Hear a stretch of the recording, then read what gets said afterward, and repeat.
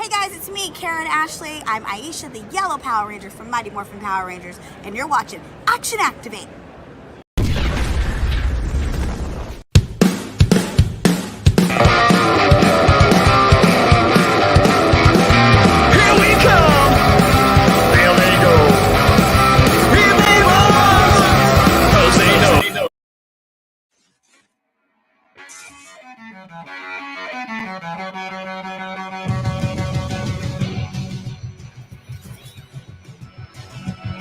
What is this? We've been hijacked by the Immortal Red Fox, taking over our theme song with their flashy clips. What's going on? I'm Gazbot, and if I'm Gazbot, there's an Action Activate. If this is an Action Activate, then with me, as always, is the big Dawg Defender, which I didn't add to screen. It is I.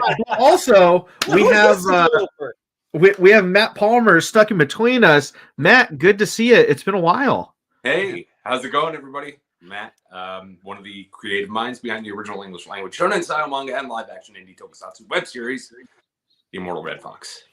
Hey, you said you couldn't do it anymore. You said you really no can't. longer. It's hard. It's difficult. You did it. Well done. COVID killed me, man. I think it's more the Florida air. That's what it is. It's a different wavelength. You know, the axis is different. That's what you got to blame it on now. The gale force winds. You getting into meteorology now, sir? You know what, man? I have to watch the Weather Channel so much here because, as you know, we got a hurricane coming, and right. We're braced for impact. Well, so for those that don't know, you kind of just said your name's Matt Palmer. You are the creator behind Immortal Red Fox, which is an independent tokusatsu, American. There's also a manga and a couple other things associated with it. Right. And because of that, and also because you're a fan, you were talking about going to Ranger Stop, but now that might not be happening. So for anybody that was interested in the fact that you said you might go do it, because you told us off air, but you might want to tell people. Right. Yeah. So with hurricane approaching and the way my job is, my secret identity job, I will actually have to go to work now when Ranger Stop is starting. So yeah. Not going to be there, unfortunately. This is the second time I'm missing it, which is kind of a bummer. We'll do something special to make up for it. So you heard it here for folks. Man, I'm tripping over my words today too. Yeah. So when we last left you, we haven't spoken in quite a while actually, but on your YouTube channel and with your various updates, you had the finale of season 2, I believe is how it was titled. Right. For the episode, and then you've had a Patreon kind of like sizzle reel, which is what I showed a little piece of, or like what's coming up in 2023. And I mean, there's a lot of stuff we can talk about, but do you want to talk about what's coming up in 2023? Like you have a lot of different projects. You want the news already? Well, I figure we should start with that because that's the most exciting thing. And then if people stop watching, they'll at least know that. we're gonna Tarantino this. We're gonna start at the end, and then we're gonna go back, and then we're gonna kind of go in the present, and Right. Yeah. So, we've had this huge backlog forever, because when I was living in Texas, we couldn't stop shooting. Like we knew we had everything set up the way we wanted it, and it was very, very convenient. So weekends, shooting stuff. Right. But coming in the new year, you're going to see a lot of stuff from those shoots. And then a collaboration with another crew, a crew based on the East Coast from New Jersey. Hey! And I know you love New Jersey. Yeah, it's your hometown. So it's responsible. Where are they from in New Jersey? I can't remember the name of the town. It's near a Mitsuwa marketplace. I know that because the first time we all actually got together. That's probably like middle to southern because I after moving to California, I found out there was a Mitsuwa nowhere near where I ever lived. So right, I took the New York State Thruway to get there. So they're called Art School Dropouts. Really, really awesome group. Post about them, yeah. Dude, I couldn't be happier with the way this footage has come out. It's. Well, so I can't stress it enough how amazing it looks. So you have footage that you shot in Texas, right? For those that don't know, you moved to Florida, so this is that has yet to be processed, released in whatever way you want to do. The stuff you've been collaborating with this team from Jersey, Art School Dropouts, is that what it is? Correct. Yeah. Okay. When was that recently shot, or is that also something backlogged? This was shot. Let's see, this summer. This Okay. past. So back in July, August. So a great time shooting in incredibly hot, bulky suits outside with a Right. coffee in your face. Yeah, it's awesome. So So, is it safe to say though that you have a lot of, for lack of a better term, content that is just you have lacked the time to edit and put special effects on and put out? right. Yeah. Right. And that's that's the easiest way to sum it up. Mhm. I've now found myself, and we've talked about in the past, I think we talked about it on our first interview, was how OP Leopardon was, right? Mhm. Yeah. The one hit And- sword bigger. Right. And then they just kept using the same clip of the sword over and over Right. again. So now what I find myself doing, one thing that we did with one of the very last shoots we did in Texas was a massive library of green screen capture. Mm-hmm. So we're talking poses, fight scenes, roll call poses, dialoguing from 360 Right. Mhm. of, I think it was 22 characters when we maxed out. Oh, Was wow. that the superhero Tayson thing that you've been teasing Yeah. for a while? Okay. Yeah. So there's know a what's lot to pull from. So Just to I was say not to interrupt, but to interrupt. What's interesting about that is I know obviously a lot of Sentai and Power Rangers stuff and Ultraman will have the sort of the transformation sequences or a few things that they reuse. But the way you're describing it, even though I don't animate anymore, I have a background in animation, and it makes me think of an asset library for something like He-Man, let's say, where there's not just the transformation sequence, but there was a sequence like of him picking up a boulder or a person or what, like they had that locked in, or him running or him turning, and they had and you're almost building a library, even though they're real people, of like artificial assets where you could or a more modern one would be like I always pronounce it wrong, machinima, where they take like Halo guys and red, where it's like Yeah. you could almost make new episodes without filming anything new. Does that make and sense? that's exactly what a lot of backstory telling and things like that's how we're going to do it for Indie Hero Tyson. Gotcha. Okay. So not only did we shoot a bunch of characters outside of the Red Fox property, right? Mhm. We've got every Jaminger that we could get there. Godpunk, a bunch of others. We also had some international contributors to this as well, which is really, really cool. Right. From Malaysia, Brazil, 2 from Japan. So hopefully we can make this into a really, really cool thing. Yeah. One question I had in terms of the transition physically from Texas to Florida, how much of that affected kind of how you planned on taking Immortal Red Fox, and how much of it was kind of an after effect where after the move was done, you're like, oh, actually, now thinking about it from this different lens, this kind of makes me want to do XYZ with him? So our last year of shooting in Texas, I already knew I was moving. So the contingencies kind of started there. And yeah, it costs money to do anything good, right? Mhm. So one of the things that was decided by me is that I can't store, a ton of costumes anymore, Mhm. especially not in Florida heat. I'm not going to stick them in a garage. I'm not going to Right. They'll disintegrate. stuff like that, right? Because we talked about how we use foam a lot. Yeah. Yep. 1, because it's easy to fix, and 2, because it can kind of take a beating if it needs to.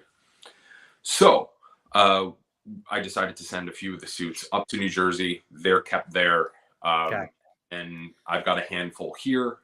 And we've sent suits out for different stuff. We sent one to Barry Evans to shoot with, and go to Little Tokyo and San Francisco. Oh, nice. And stuff like that. So, Wait, Barry. Oh, I know him. Big yeah, tall guy, right? Likes rockabilly. big rockabilly. Yeah. Yep. I know him. I don't know him well, but we have mutual friends. Bob Johnson, who runs the Godzilla festivals up there and Bay Area film events. Right. And that's why when you asked me about trying to find someone who could wear a Godzilla suit, right? Yeah. Yep. Okay, sorry. This means nothing to anyone else, but I remembered that we already talked about this. Yep. Okay. Right. Yeah, okay. we're just reminiscing over the last 2.5 years or so. Yeah. Which is fine. I kind of wanted to do that with you guys anyway, man. Let me ask you something, and I may have asked you this before, so forgive me for repeating myself, but again, it's been a while since we talked. Talking about schedule, budget, all of these challenges, and I understand you're developing a way for the suit acting to maybe circumvent a lot of that. Something, and Big Dog and I have talked about this before. A lot of what you have in your episodes is like really good fight scenes and special effects and funny jokes and all this stuff, but there's very, very little civilian stuff. There's very, very little. Not just the hero civilian, but just like, in the world, there's a news report, like you have them in the beginning, like kind of stock footage, but it seems like, again, not doing what you're doing. But if someone said to me, you got to make this show, like the new Red Fox episode, having no money, no budget, no time, I'd get my friends and like go to a diner and have a sit, like we're talking about what Immortal Red Fox is going to do. And then do one scene of Immortal Red Fox. So like, why not do more world building, side characters, civilian out of costume stuff? So, one, it's difficult. It's difficult to have actors. It's difficult to have actors. That seems. So. Every actor I know is always looking to work on anything, so that's surprising. Right. But it for me, it's easier to work with what I know exactly when I know exactly what I want. Until the opportunity allows. Right. Now, it's funny that you bring this subject up because there are one of the things about being in Texas is being able to go get good Japanese growth. Oh, yeah. Like that I miss, right? Mm-hmm. But there's a store in Jacksonville, it's about an hour away, that my wife and I will frequently go up to for, certain things for the house. And it is ripped from a Super Sentai or Kamen Rider show.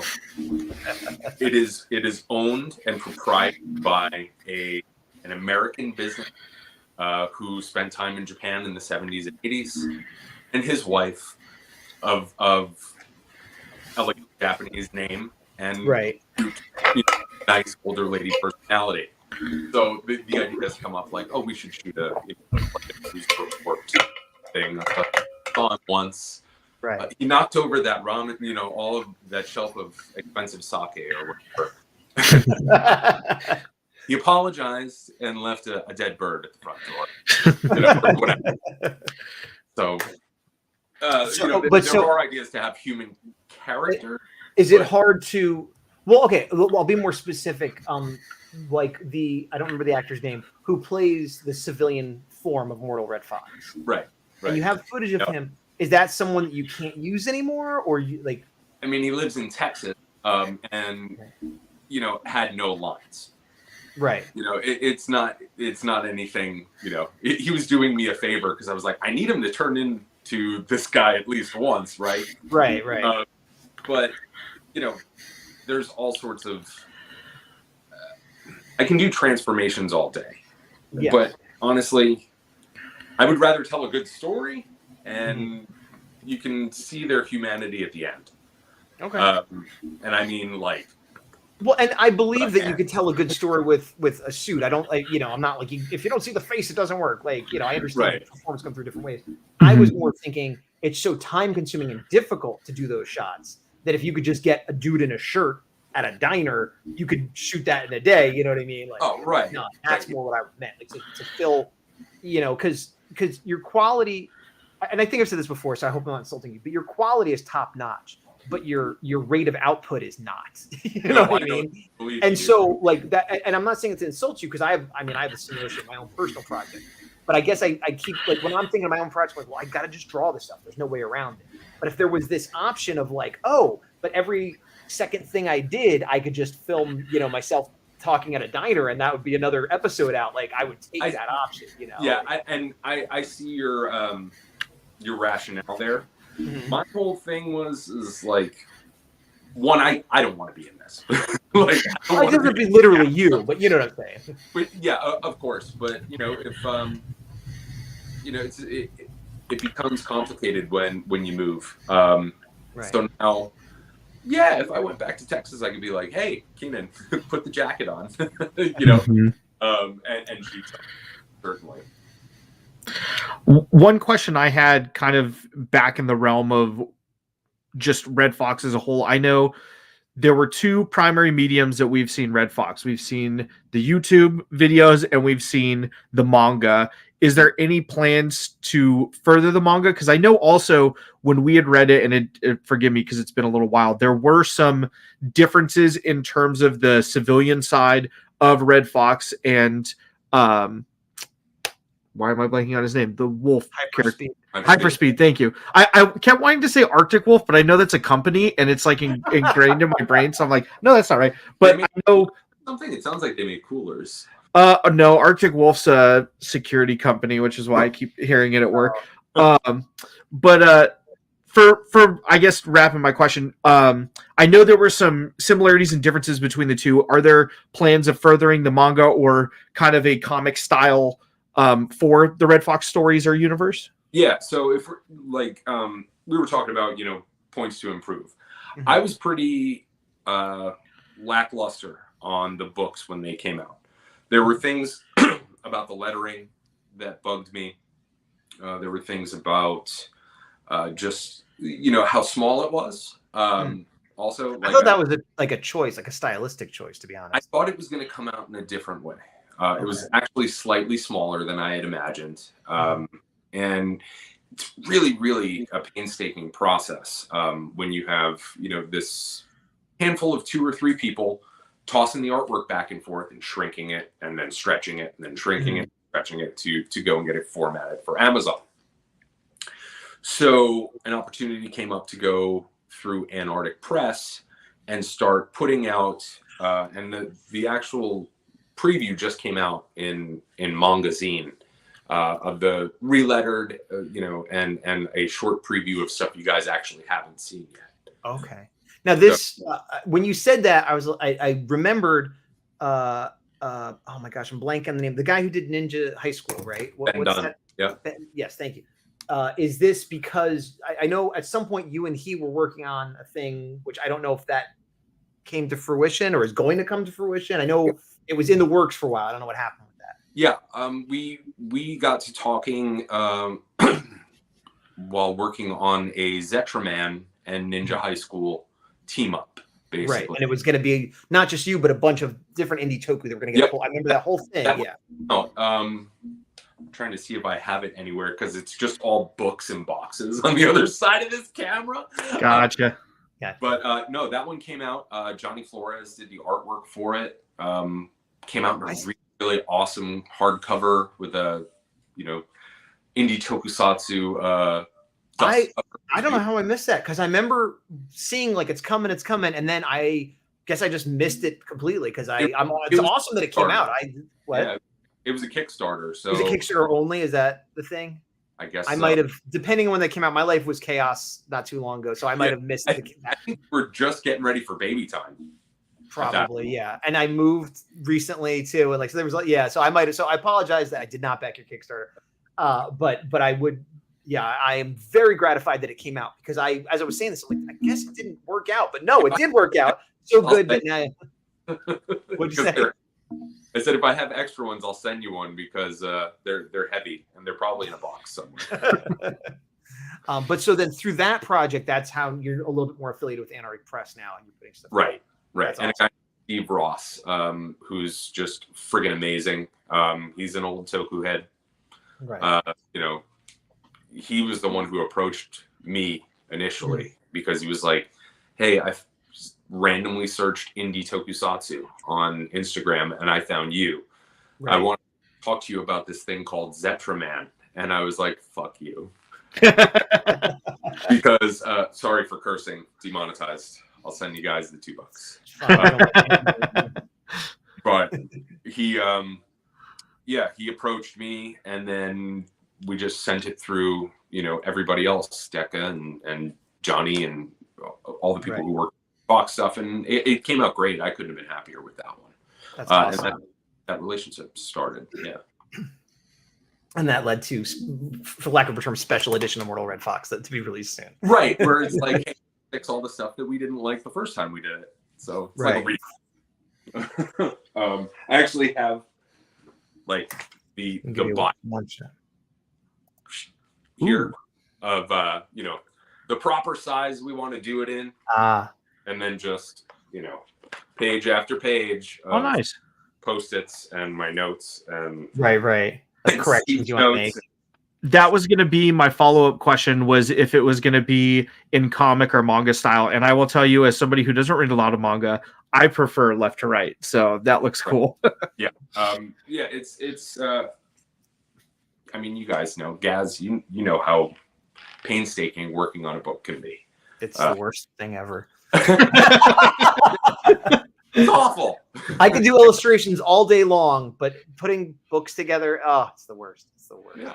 I mean, and especially when I'm doing it by myself, it's the worst. But I've also worked on books with other people who I like. But that's even worse because it's just more things to coordinate. Yeah, it's the absolute worst. More ideas, more great ideas. No, I know. Yeah, and there's nothing wrong with the little teamwork and stuff like that. But yeah, you're right. It's not fun. But when it comes out and you're finally happy with 8 pages at a time coming to print, it's like, thank God. Well, that's the business side of any creative endeavor. That's the least fun part. Yep. Getting that first press check in the mail was a moment. It was, we had pizza that night. Nice. So that's it was fantastic. Cool. Yeah. Okay. I feel like we started talking about this and then we veered off, which is, par for course of the show. But going forward, you had your plans for 2023. The Patreon thing shows a little bit of Wushu Mantis and a bunch of other stuff like the crossover and stuff. So as concrete as you can be, because I understand a lot of things are up in the air and nebulous stuff, like going into the new year or even the end of this year, things that are coming out, do you have an order of like, okay, the next thing coming out is a new episode of Immortal Red Fox and then an episode of Wushu Mantis, and then like what's your plan of attack that people can expect to see coming out? So the first thing that I'm going to see is the Immortal Red Fox XP Indie Hero Taisen Part 1. Okay. So I know it's a huge title, right? So appropriate. Yeah, I know. I just why sounds like it's going to be a super mega win to me. So yeah. So, but yeah, that's going to be the first thing that you guys see. That'll be coming out, and I kind of want to do it on New Year's Day. Decided, but it'll be ready by then, which it makes me happy. Sure. Half the battle, right? So between that and things that'll be coming to the Patreon, for our subscribers, we're gonna have some toys coming out, some rockets, stuff like that.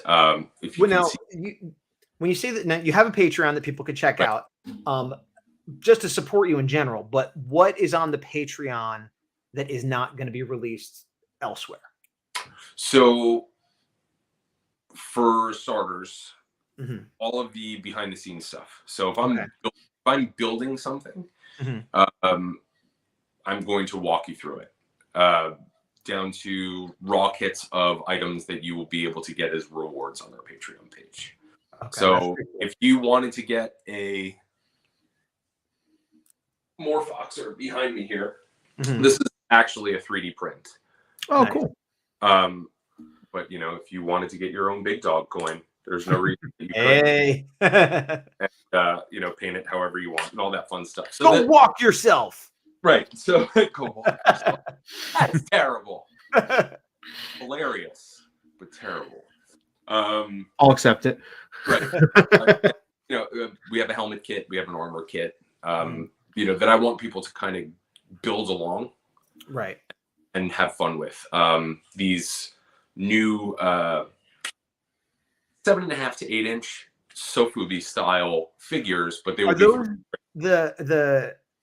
Were you calling them Saiku from Don Zombie? Is that the ones that I saw? I was looking at your recent updates, and this wasn't super recent, but it was on your YouTube community page. Had a picture of Immortal Red Fox, Wushu Mantis, and Hyperspeed Wolf, and it said Saiku, which I'm not familiar with that term, and it said figures coming soon thanks to Don Zombie. Is this what we're talking about? Yes. So those are actually that image that you're talking about is a 3D render done by our friend Troy, who Okay. did the models for all the figures. He's done models for Indie Hero Tyson as well that are actually used in the CG. So he's multifaceted. Gotcha. Really, really super helpful.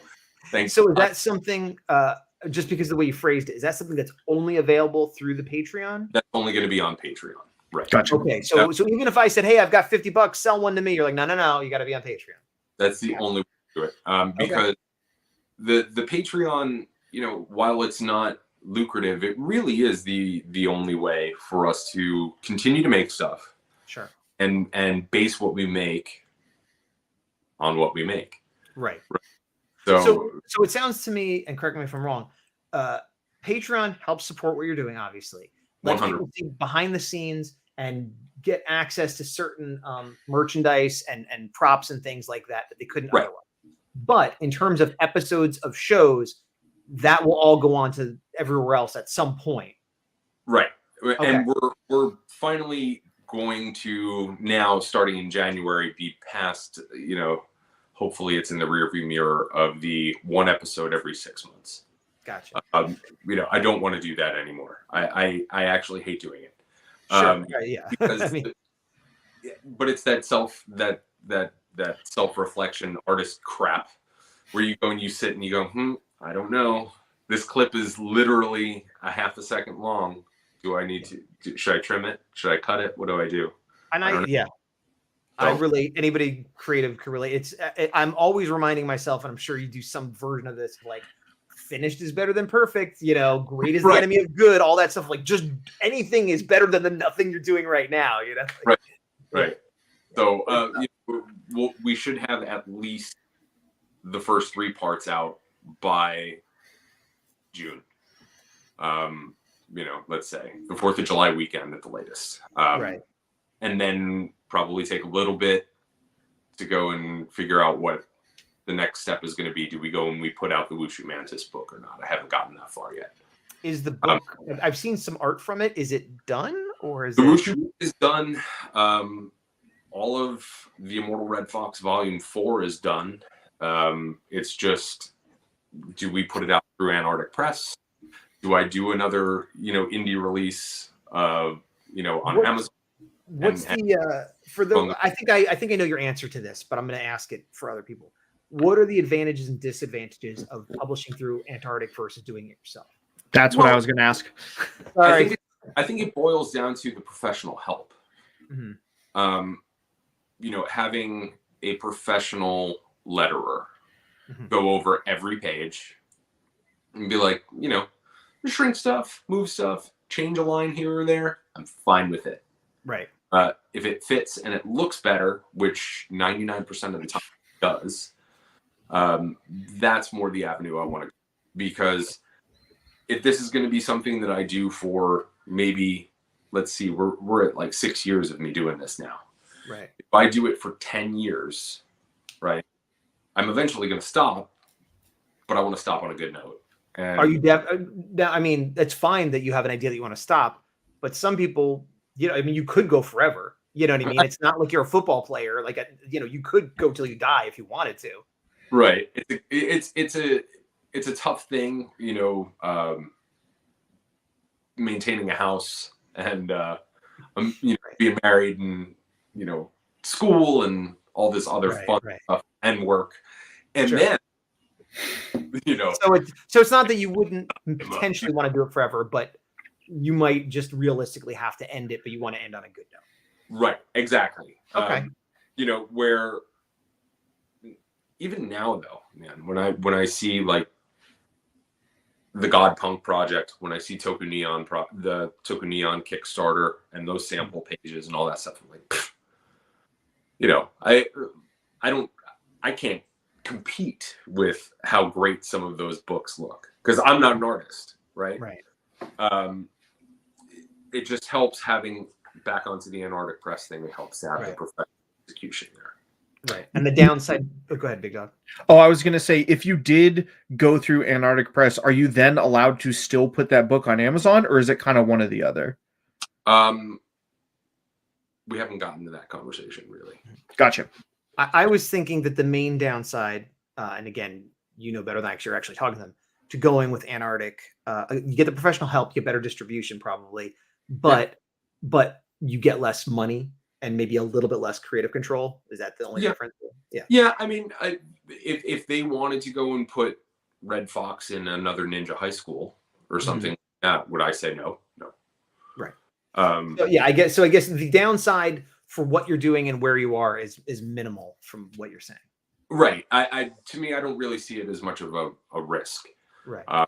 And it makes things easier on me and a better product for people who like the Red Fox books to read. Right. So where you're actually going to want to go and read this book and put it on your shelf and, not that the Amazon copies are bad, guys. Well, no, but I don't have the same prejudice that Big Dog has about different sizes of non-standard comics in terms of. Wait, what do you mean I have prejudice about comics? Paper me, dude. I'm a snob. But no, paper me. but I do have drawer boxes of standard American-sized comics, and then I have bookshelves with like a lot of trade paperbacks, and then I have like a half a shelf of all the weird size books, which is where my Immortal Red Fox is, where it's just like all janky looking and on the shelf of the weird. Yup. Yeah. Forever. It's there though. I mean, I have it on my shelf. It's not like I'm hiding it, but I love those books. But it's also, I remember those days from like 2 or 3 years ago. I'm on the phone with Anthony every hour and a half, and we're like, they denied the freaking upload again. Shit. What are we gonna do now? Shrink it again. So it's so much easier to go through them, and they're nice people, and they get so stuff. So that's fun. That's great.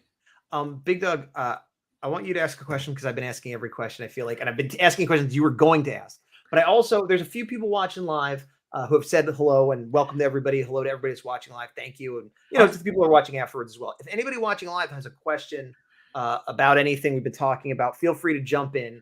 If not, that's fine. Just hang out. That's cool too. But now I'll throw over to you, Big Dog. But I feel like we never said that. So. No, all good. So I know a lot of times when we talk to you as Matt the creator, but just as much as you're a creator, you're as much of a fan as Tokusatsu. So since we last talked to you, what's kind of been something you either got back into or recently discovered that you're like, oh, you guys should check this out. This is dope. And this is what I'm reading, watching, whatever. Okay. It's been a really, really good time to be a Tokusatsu fan in the last like 2.5 years. Yep. Really good time to be a fan. Top 5. Let's do top 5. How about that? Sounds good. Okay. First one is Kikai Sentai Zenkaiger. Ooh, okay. So this show is insane. It's like someone just dumped a liter of Tokusatsu acid into okay. They recreate shot for shot the death of Black Condor. Wow. With their goofy robot actor costumes, and so amazing. What a treasure that show. No, that one is definitely. That's number 5 on the list. Yeah, in no particular order, I'm guessing. Yeah, no particular order. I was gonna say. Neo Ultra Q, I got really into. That one's super fun. It's That's the one that's it's essentially like a Twilight Zone sort of anthology series. Okay. It's Tokusatsu Outer Limits, and with a little Ultraman thrown in there. Let's see. I liked a little bit of not the current Ultraman, but the year before. I can't remember which one. No, it's not Red and Blue. It's the one after Red and Blue, right? Yeah, they had a funky looking robot that looked like that, and I can't remember. It wasn't Orb. Nope. I'm forgetting. I'm not huge in Ultraman, so that was my first real Ultraman experience since Ultraman as a child. Right.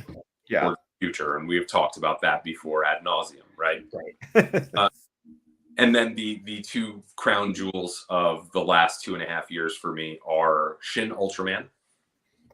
I have still not seen that movie. It hasn't played anywhere near me. I'm sure there's a bootleg somewhere, but like I was trying to wait for an official release. Sure. Yeah, definitely. I kept hearing it was coming out in the theater, and I'm like, well, I want to see it in the theater then. Did you just watch a bootleg? Of course, yeah. I mean, Well, no, I'm not trying to get you in trouble, but I mean, like, what are they gonna do? no, people not- who theoretically are in the know kept saying, no, they're going to have a limited, release one day or 1 month, and so I kept waiting They because I definitely. saw Shin Godzilla in the theater, so it didn't seem that crazy to think I could see True. Ultraman, I did want to see. I did want to see Shin Ultraman in the theaters. They were playing it in New York at a film festival, I believe, back in September, I think. And I was really considering going to that one, but life gets in the way. Right. And number one, which everybody can actually go and watch right now if you want to, is on Amazon Prime. Came out October 28th, and it is called Kamen Rider Black Sun. Gotcha.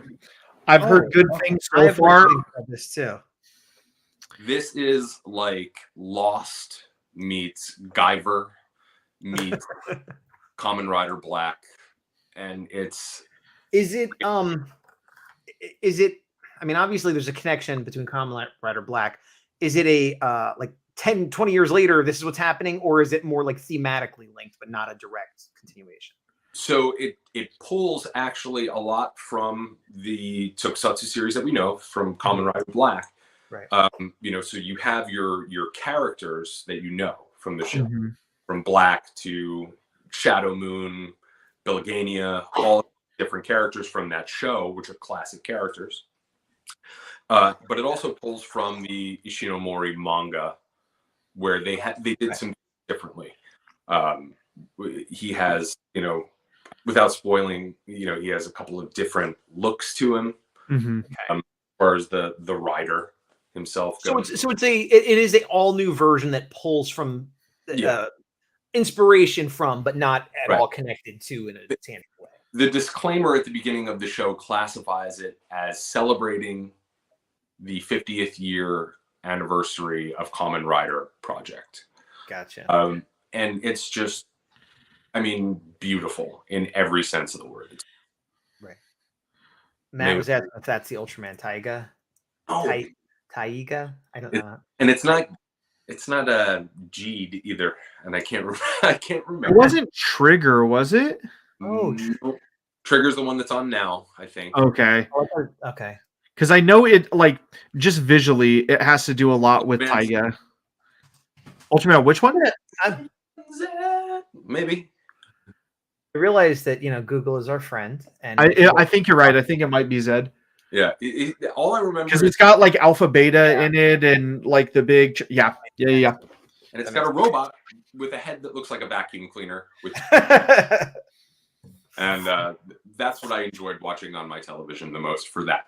I was like, if I want to watch a real good Ultraman story, I'll probably still stick with the classic stuff, and I'll watch Shin Ultraman in theater. I'm probably gonna have to break down and just bootleg it. So two quick follow-ups just for my own personal gain. How many episodes are we into Black Sun for Kamen Rider? 10 episode limited series. Okay, 10 all episode limited series. All out already. Good to know for that. And then for the other series outside of Shin Ultraman, where are you usually watching these? So I watch on a site called Kiss Asian. Got it. Okay, I've heard. I've used that. You got to have some good malware and ad blockers and all that stuff if you're going to use that stuff. Right. But you can, if you have your phone set up and stuff like that, you can cast to your TV. Look, I don't think OA is going to knock my door down for me telling you to go watch Zen Adventure. No. Buy its lawyers. Exactly.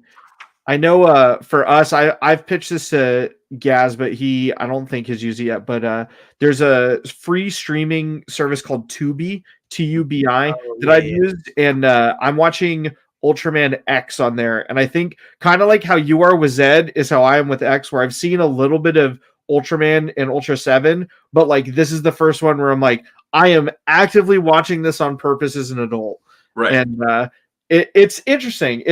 I keep thinking like with modern kind of toku that it's gonna be completely different than like the old 60s ones are, and I'm like, no, it's just better effects. So Totally not. Their uniforms for the Space Patrol just have more straps and Velcro, man. Yeah. Exactly.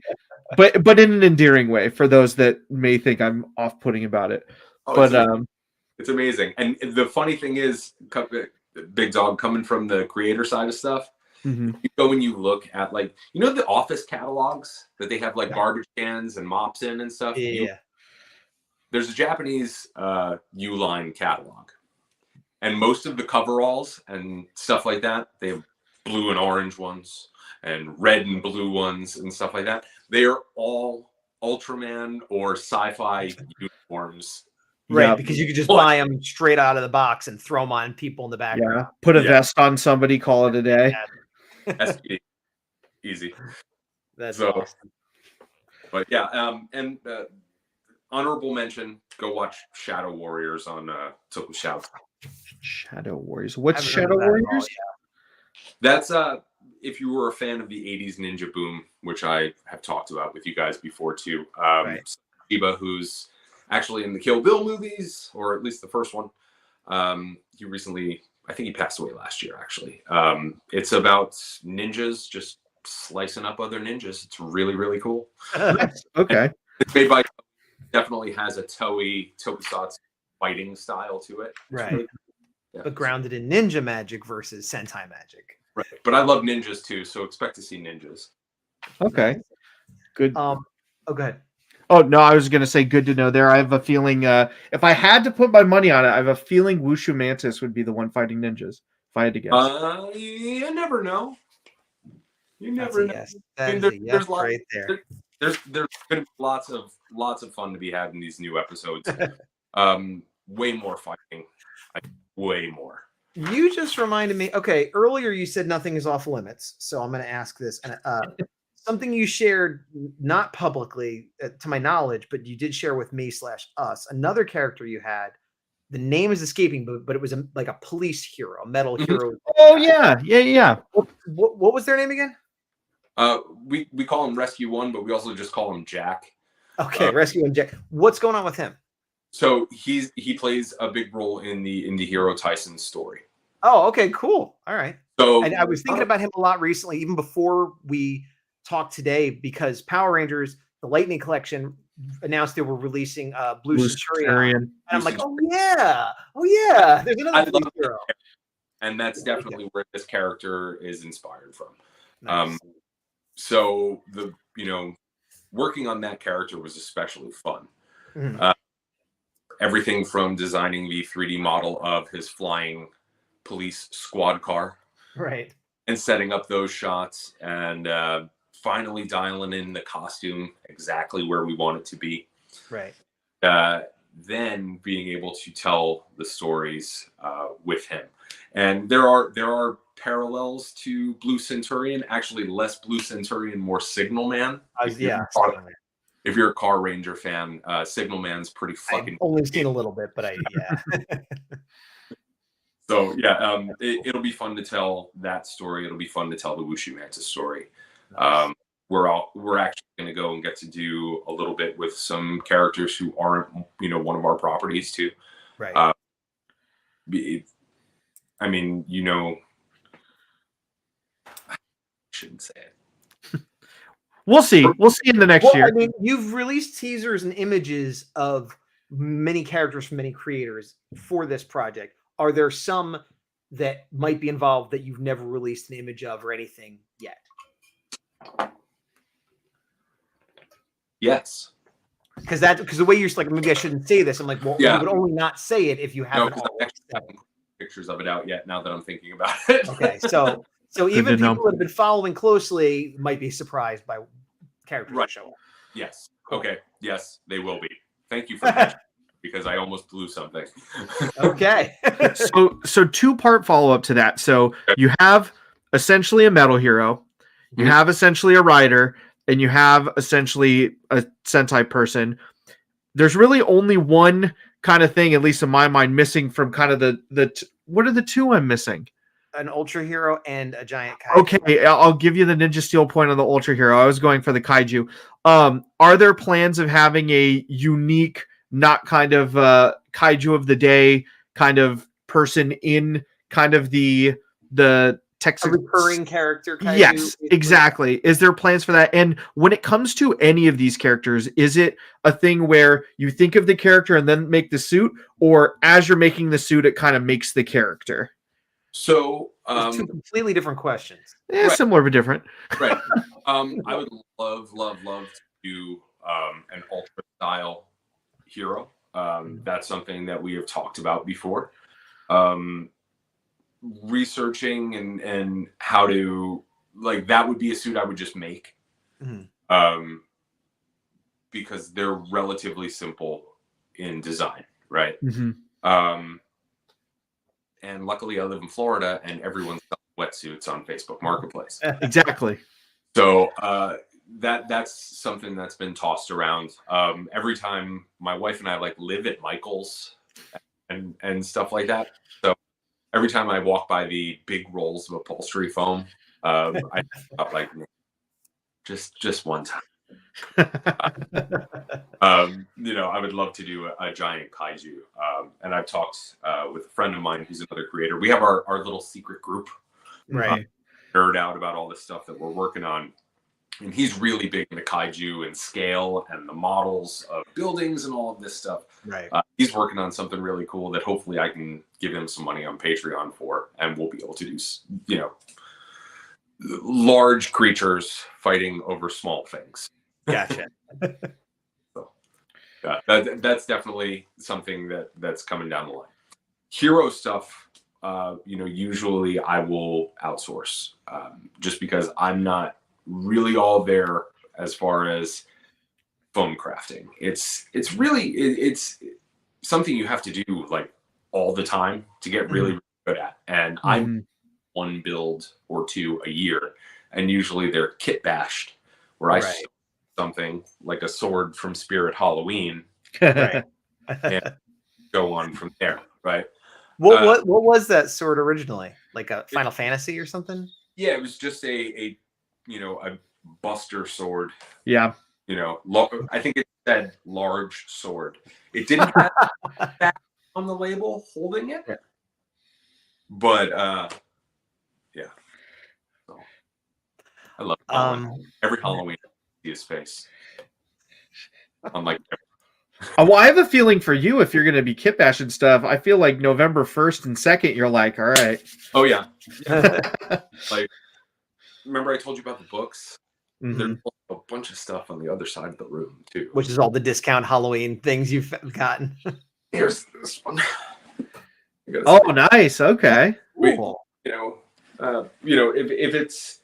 If it looks like I can even remotely put it to use, it goes home if it's on sale, and throw anything away virtually. Does that visor pop up? Yeah, man. Yeah, it looked like it.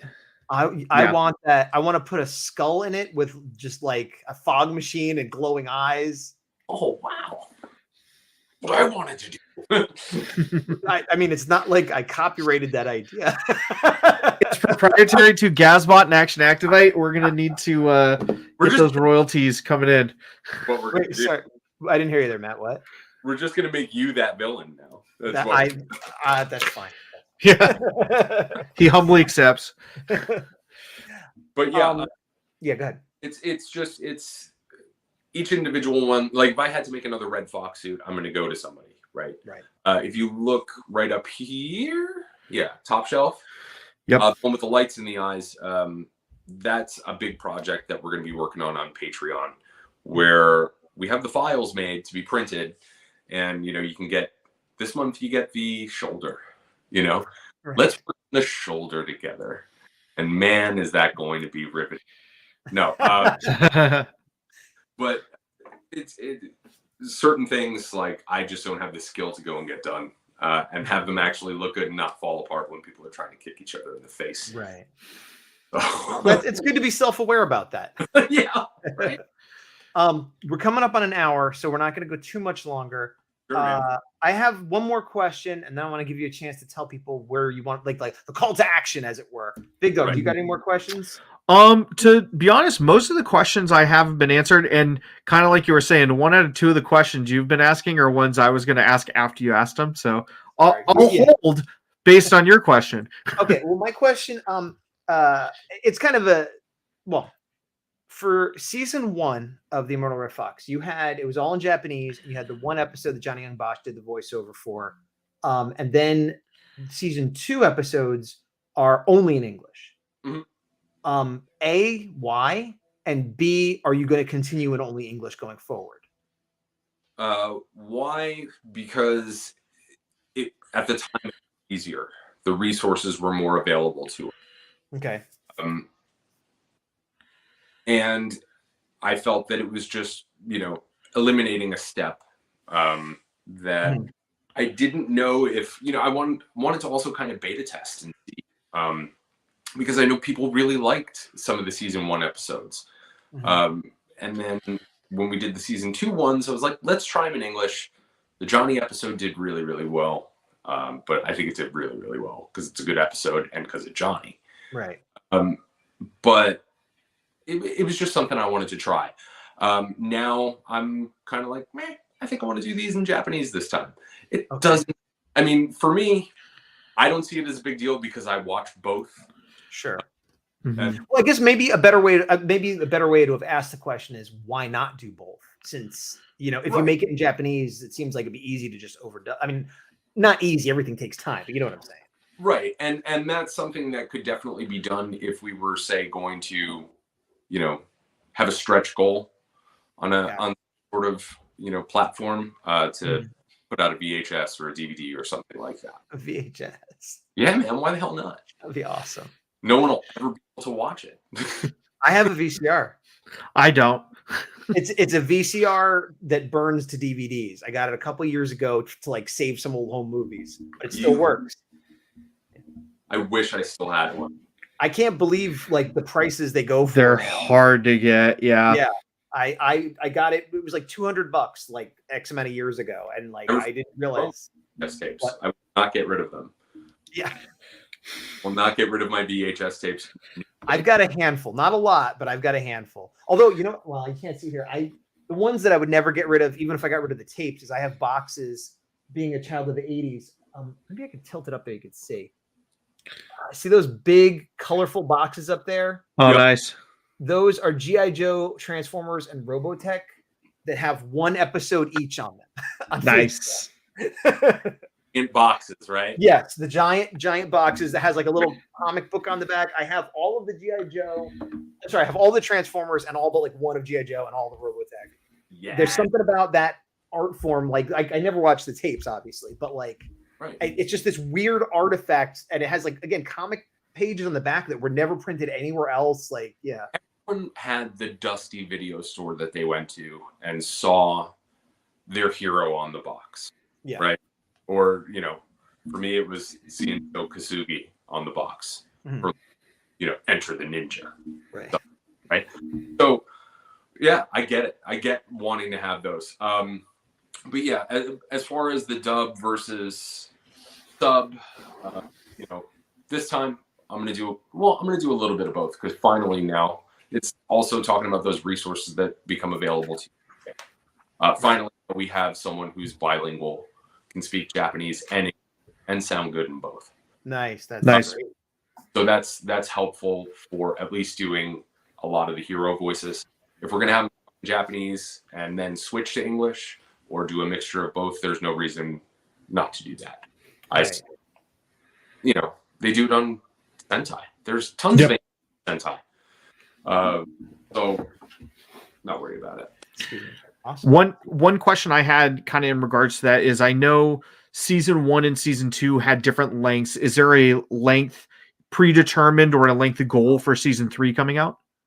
So right now we have 4 parts of it.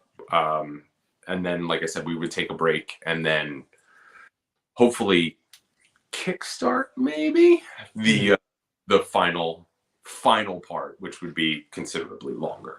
Gotcha. Probably about 20 to 25. So sort of do all the setup and hey, for the finale, we need help to cross the finish line, everybody sort of thing. Or it would be like the Super Sentai Greatest Battle type stuff. It would be like the Legendary War type episode. Sure. That makes sense? Yeah. So, and that would obviously require a little bit of help. But we're going to do all the main storytelling in about 4 parts. Cool. Sounds good. It's a lot of fun. I think people are actually really going to like this one. So, and so the most likely the first thing people are going to see from you going forward, possibly on the first, if you decide to go that way, is the superhero Taysom crossover with all the different craziness. Right. And then the next thing. Oh, sorry. Go ahead. Yeah, that's the thing that I consider that our season. Oh, so Immortal Fox season 3. That is Immortal Fox season 3. Yeah. I thought it was 2 separate. It's like episode 0, essentially. Yeah, basically. Gotcha. So okay. Cool. Look at it this way: you've had one season that had I think 6 episodes, another season that had 2, and now this one is going to be, 5, 4, and then the movie. Yeah, I'm calling it a movie finale. I should say. I don't even know, because you know what? They're not full episode length. They're video. Yeah. So, cool. Hopefully, whatever I decide to categorize it as, people are like, "This is fun. I want to watch this again and again," and I'll tell my friends about it, and I'll wear a T-shirt. T-shirts. Well, are cool. speaking of that, let me give you a one shot. Why don't you? Oops, no, that's not a one shot. I said a one shot. Yep. The producer. There we go. Terrible. Why don't you let people know where you would like them to find you? How they could support you? What are the best ways to do all the things we've been talking about and help make them happen and see everything? The best way to go and support us is by watching the videos and supporting us. I've stressed Patreon pretty much all night, and I'm assuming that if you're watching this, you kind of already have heard the spiel. But Patreon is your best bet if you want to support us and see us make more stuff. If you want to support us in other ways, you can go and buy our books on Amazon. You can check us out in your local comic book store through Antarctic Press. And everything else will be in our link tree on our Instagram page, or if Gazbot can link us. Yeah, I'll put all the links below. Cool. Yeah, as a matter of fact, I can pull random links, but if you send me whatever links you want me to share, I'll put them right at the bottom, just top of the page. Sure. But I think that's a good place to end. We're almost at an hour, and people are probably, you're great, but there's got to be sick of us by now. No, I feel like I'm coming off of 4 days in a row at the hospital, so my brain is fried, and we're about to get a hurricane. The lights are flickering in my house, so there's a little bit of crippling anxiety going on. Oh, okay, all right. Well, that maybe is less of a good way to end the show than with, but still. Immortal Red Fox will get you through your crippling anxiety. Exactly. There you go, bringing it back around. All right. Well, thank you. Yes, thank you. Immortal Red Fox. Everybody, check him out on Patreon, YouTube, everywhere you can. If you don't have the money to spend, then share it around, and that's good too. But until next time, I have been Gazbot. Still the big dog. And to the power. Out. See you guys later. Bye, guys.